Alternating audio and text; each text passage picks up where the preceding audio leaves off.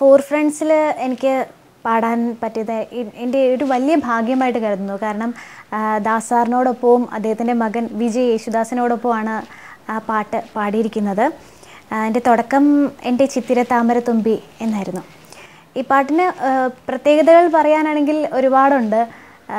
M Jayachandran സാറിൻ്റെ music, Kaithapram സാറിൻ്റെ വരികൾ, അതുകൂടാതെ എൻ്റെ അറിവ് ശരിയാണെങ്കിൽ മലയാളത്തിൽ ആദ്യമായാണ് 2 തലമുറയിലെ പാട്ടുകാരോടൊപ്പം, അതായത് ദാസ് സാർ എല്ലാവരും അറിയപ്പെടുന്ന ഗാനഗന്ധർവൻ, അദ്ദേഹത്തോടൊപ്പവും അതേ കുടുംബത്തിൽ നിന്നും അടുത്ത തലമുറയിലെ വിജയ് യേശുദാസ്, വിജയും പ്രശസ്തനായ ഗായകനാണ്.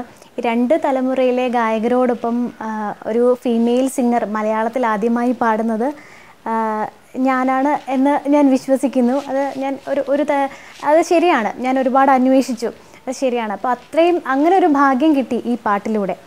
പിന്നെ ദാസ് സാറിനോടൊപ്പം പാടുക എന്നുള്ളത് വലിയൊരു ആഗ്രഹമായിരുന്നു. ഞാൻ സ്റ്റേജിലൊന്നും അദ്ദേഹത്തോടൊപ്പം ഡുവറ്റ് സോങ്സ് ഒന്നും പാടാൻ പറ്റിയിട്ടില്ല.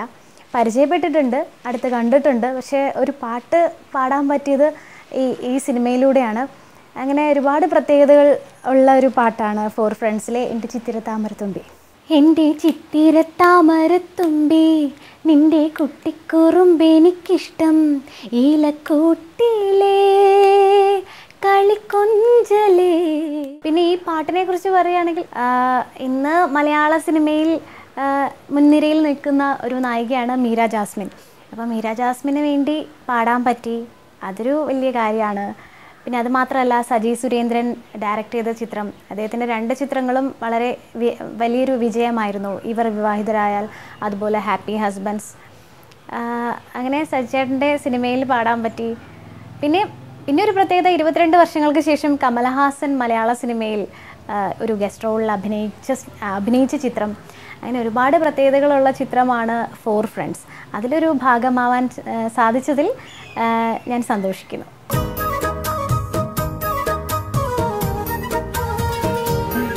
ആദ്യമായി സിനിമയിൽ പാടിയത് ജയരാജ് സാറിൻ്റെ ചിത്രത്തിലാണ്. എനിക്ക് അവസരം തരുന്നത് ജയരാജ് സാറാണ് എന്നെ ഇൻട്രൊഡ്യൂസ് ചെയ്യുന്നത്. അത് ഞാൻ ഈ അവസരം കിട്ടിയത്, ജയരാജ് സാറിനെ പരിചയപ്പെടാൻ പറ്റിയത് സുനിൽ പരമേശ്വരൻ എന്ന സ്ക്രിപ്റ്റ് റൈറ്റർ, അദ്ദേഹമാണ് ആദ്യമായി ജയരാജ് സാറിനെ എന്നെ പരിചയപ്പെടുത്തുന്നത്. ബൈ ദ പീപ്പിൾ എന്ന ചിത്രത്തിൻ്റെ പൂജ സമയത്ത് അന്ന് പരിചയപ്പെട്ടു. പിന്നെ പാടിയ കാസറ്റോ CD-യോ ഉണ്ടെങ്കിൽ അയച്ചു കൊടുക്കാൻ പറഞ്ഞിരുന്നു. പക്ഷേ ഞാൻ അങ്ങനെ ചെയ്തു. പക്ഷെ പിന്നീടത് എനിക്ക് പിന്നെന്തായി എന്നും വിളിച്ച് ചോദിക്കാനോ ജയരാജ് സാറിൻ്റെ നമ്പറോ ഒന്നും എൻ്റെ കയ്യിൽ ഉണ്ടായിരുന്നില്ല. പിന്നെ യാദൃശ്ചികമായിട്ട് മറ്റൊരു അവസരത്തിൽ ഒരു അവാർഡ് ഫംഗ്ഷന് ജയരാജ് സാറിനെ പരിചയപ്പെടാൻ പറ്റി. ഞാൻ ചാനൽ പ്രോഗ്രാംസൊക്കെ ആങ്കർ ചെയ്യുന്ന ആളാണ്. അപ്പോൾ ആ പ്രോഗ്രാം കോമ്പയർ ചെയ്തത് ഞാനാണ്. അതുകൂടാതെ അന്ന് തന്നെ ആ ഫംഗ്ഷൻ ആദ്യം പ്രയർ സോങ് കൂടെ പാടേണ്ടി വന്നു. അപ്പോൾ അങ്ങനെയാണ് സാറ് നേരിട്ട് എൻ്റെ പാട്ട്, ഈ ഒരു പ്രാർത്ഥനാ ഗാനത്തിലൂടെയാണ് എൻ്റെ പാട്ട് കേൾക്കുന്നത്. പിന്നീട് സാറിനെ ഞാൻ ഫോണിലൂടെ പരിചയപ്പെട്ടു. അപ്പോൾ ഇഷ്ടമുള്ള ഏതെങ്കിലും ഒരു പാട്ട് പാടി അയച്ചു കൊടുക്കാൻ പറഞ്ഞു.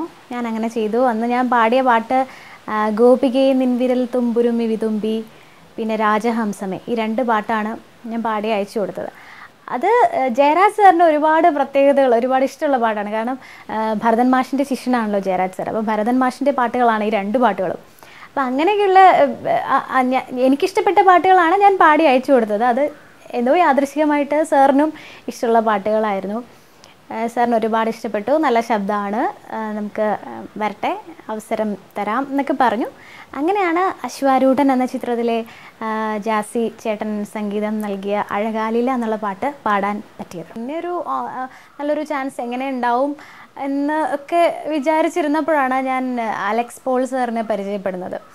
അത് ട്രിവാൻഡ്രം വിസ്മയ സ്റ്റുഡിയോയിൽ വെച്ചാണ് അദ്ദേഹത്തെ ഞാൻ പരിചയപ്പെടുന്നത്. ശരിക്കും പരിചയപ്പെടാനുള്ള കാരണം അതും യാദൃശ്ചികമായിട്ടാണ്. ഞാനൊരു ഡബ്ബിംഗ് ആർട്ടിസ്റ്റ് കൂടിയായിരുന്നു. ഇപ്പോൾ ചെയ്യുന്നില്ല. മുമ്പ് കുറച്ചൊക്കെ സീരിയൽസിലും ചെറിയ വേഷങ്ങൾ സിനിമയിലും ഒക്കെ ഡബ്ബ് ചെയ്തിരുന്ന ആളാണ്. അപ്പോൾ അങ്ങനെ ഒരു സിനിമ, അവൻ ചാണ്ടിയുടെ മകൻ എന്ന ചിത്രത്തിന് വേണ്ടി ഡബ്ബ് ചെയ്യാനാണ് ഞാൻ വിസ്മയ സ്റ്റുഡിയോയിലെത്തിയത്. അപ്പോൾ അന്ന് പൃഥ്വിരാജ് ഡബ്ബ് ചെയ്യാനുണ്ടായിരുന്നു. പൃഥ്വിരാജാണ് ആ സിനിമയിലെ ഹീറോ. അപ്പോൾ അദ്ദേഹം ഉണ്ടായിരുന്നു. തൊട്ടടുത്ത സ്റ്റുഡിയോയിൽ അലക്സ് പോൾ സാറിൻ്റെ ബാബ കല്യാണി റീറെക്കോർഡിങ് നടക്കുകയാണ്. അപ്പോൾ സാർ അവിടെയുണ്ട്. അപ്പോൾ ഞാനിങ്ങനെ ബ്രേക്ക് ആയപ്പോൾ ഞാൻ പുറത്തിറങ്ങിയപ്പോൾ എല്ലാവരും അവിടെ എല്ലാവരും പുറത്തിരിക്കുന്നുണ്ടായിരുന്നു. അങ്ങനെ ഞാൻ പരിചയപ്പെട്ടു. ഞാൻ അഖിലയാണ്, ഇങ്ങനെ 2 പാട്ട് പാടിയിട്ടുണ്ട് അങ്ങനെയൊക്കെ പറഞ്ഞു.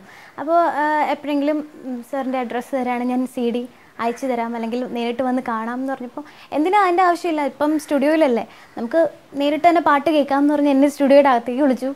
അങ്ങനെ ഒരു പാട്ട് പാടാൻ പറഞ്ഞു, പാടി. അങ്ങനെ പാടിയപ്പോൾ ഒരു കമ്പോസിങ്ങിന് ട്രിവാൻഡ്രത്ത് വെച്ച് ഒരു കമ്പോസിങ് നടന്നപ്പോൾ വിളിച്ചു, ട്രാക്ക് പാടിച്ചു. പിന്നീട് അത് ഒന്നുകൂടി നന്നാക്കി പാടാം, എറണാകുളത്തേക്ക് 2-3 ദിവസം കഴിഞ്ഞ് ഞാൻ വിളിക്കാം, വരണം എന്ന് പറഞ്ഞ് അങ്ങനെ വിളിച്ചു. ചെന്നു. അപ്പോൾ പറഞ്ഞു, ഈ പാട്ട് പാടണ്ട, വേറൊരു പാട്ട് തരാം, അത് പഠിച്ച് പാടാൻ പറഞ്ഞു. അങ്ങനെയാണ് ഞാൻ ചോക്ലേറ്റിലെ പാട്ട്, കൽക്കണ്ട മലയെ ഒറ്റയ്ക്ക് നുണയാൻ, അത് ഞാനും ലിജി ഫ്രാൻസിസും ചേർന്നാണ്, ഫീമെയിൽ ഡ്യുവറ്റാണ്, ആ പാട്ട് പാടി. അപ്പോൾ അതിനിടയിലുള്ളൊരു ഗ്യാപ്പ്, അത് ഇപ്പോൾ ഒരുപാട് പാട്ടുകാരുള്ളത് കൊണ്ടും പിന്നെ ഒത്തിരി കോമ്പറ്റീഷനുള്ളൊരു ഫീൽഡാണ് ഈ ഒരു ഫീൽഡ് മാത്രമല്ല, എല്ലാ മേഖലയും ഇപ്പം ഒരുപാട് പേരുണ്ട്. അങ്ങനെ കോമ്പറ്റീഷൻ ഉള്ളത് കൊണ്ട് ചെറിയൊരു ഗ്യാപ്പ് ഉണ്ടായിരുന്നു. എന്നാലും ചോക്ലേറ്റിലെ പാട്ടും ഒരുപാട് പേര് കേട്ടു, ശ്രദ്ധിക്കപ്പെട്ടു എന്നാണ് എൻ്റെ വിശ്വാസം.